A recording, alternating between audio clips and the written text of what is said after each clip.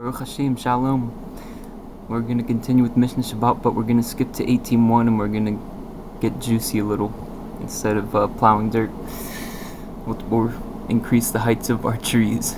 Okay, Mefanina filu arba wa chamesh kupot shel teven wa shel tevua mipnei haorchim o mipnei vitul Beit Hamikdash. So it's saying he may move, which is like panim, he may face the faces of even 4 or 5 baskets of which is like a basket can be a metaphor like kupa, like chupa. You're trying to get these baskets married to a shem shel teven, baskets of straw, which is the most common, with shel tevua, baskets of produce, or baskets of produce if you're lucky in a greater rabbi. Because of the path of life, or chaim. What does it say? Due to suspension. No, it says due to guests. Let's see if it's defined. A lot of times the Mishnah uses Aramaic too, and it's not really Aramaic. It's just slight derivations of Hebrew, and it's not in the dictionaries.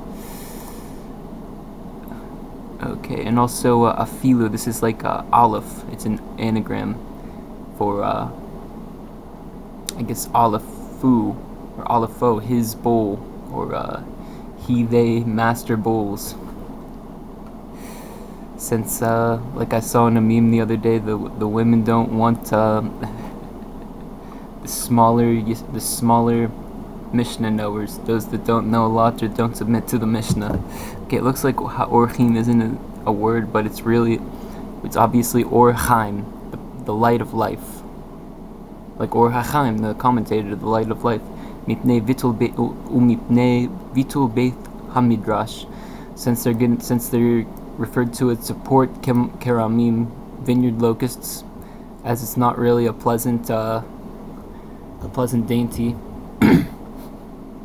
It's ugly, but we don't want. Well, I guess in this case we don't want them to go from straw and produce to support keramim, whether it's life or death for them, since the farmer is able to just kill support keramim right from the start. Since they eat his produce, they're pests nonetheless.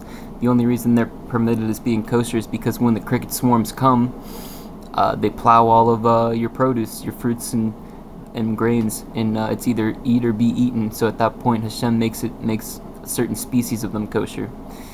So we don't want the Bittul Beit Midrash. We don't want them becoming from Tziport Keramim to Chasilim, to the devouring, pestilent, unkosher crickets that will be screaming in the Beit Midrash, horrible things. Aval loeth ha'otzar. However, not in the storeroom of the Beit Hamikdash. It has to either have beds, like a lot of synagogues have that for people to travel there that live far away from the synagogue and spend the Shabbat there.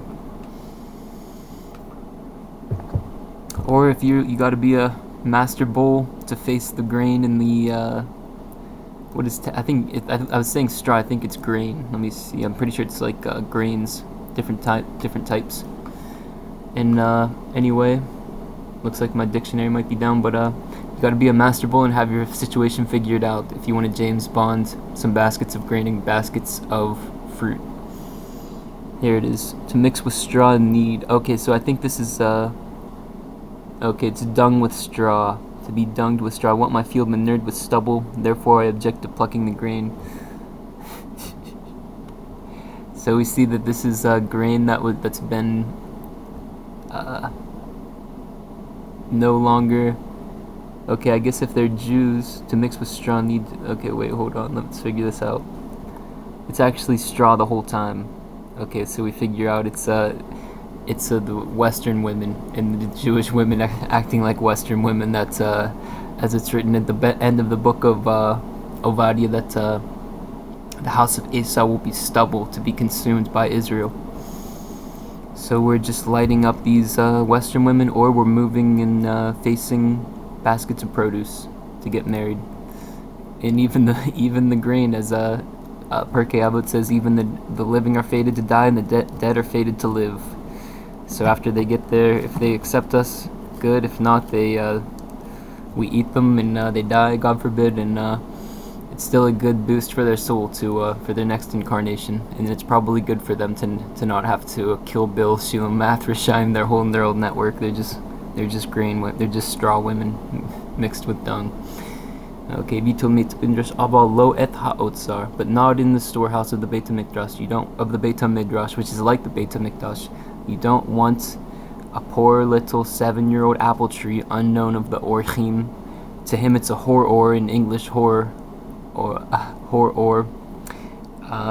So you don't want to shock him with this. Mifanin teruma tahora.